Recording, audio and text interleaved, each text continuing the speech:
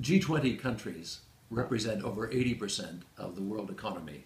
Their decisions and agenda have a tremendous impact on the core growth of trade, investment, economic growth, and job creation. And increasingly, these views have an impact on GDP of countries throughout the world. The intergovernmental process represented by the B20 G20 process is critical for getting these views across and advancing this agenda.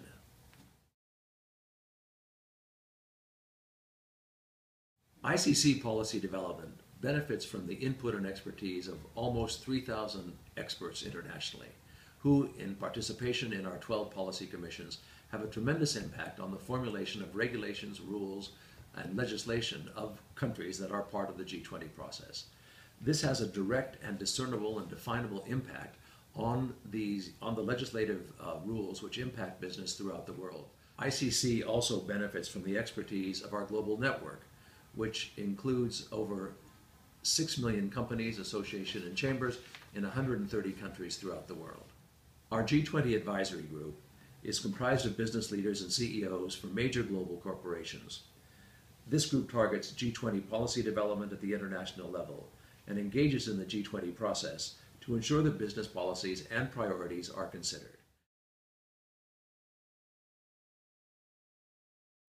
The World Trade Organization's trade facilitation agreement is currently at an impasse.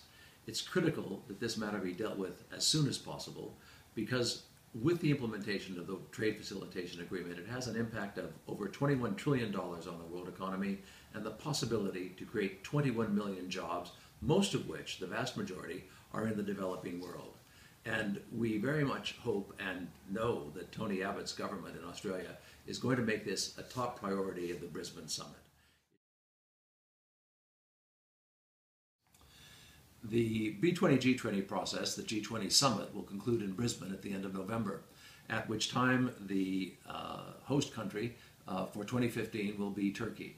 And in that process, the transitioning from the previous to the succeeding country, the ICC has played an increasingly significant role, acting as the glue, as the platform, as the transition link between the two countries. And this particular year is of great significance for the International Chamber of Commerce because our chairman of the ICC in Turkey will also be the chairman of the B20 G20 process. So we look forward with great anticipation and great enthusiasm to participating in the upcoming process in Turkey, and we will launch that process for Turkey in 2015, in fact, on December 15th in Istanbul.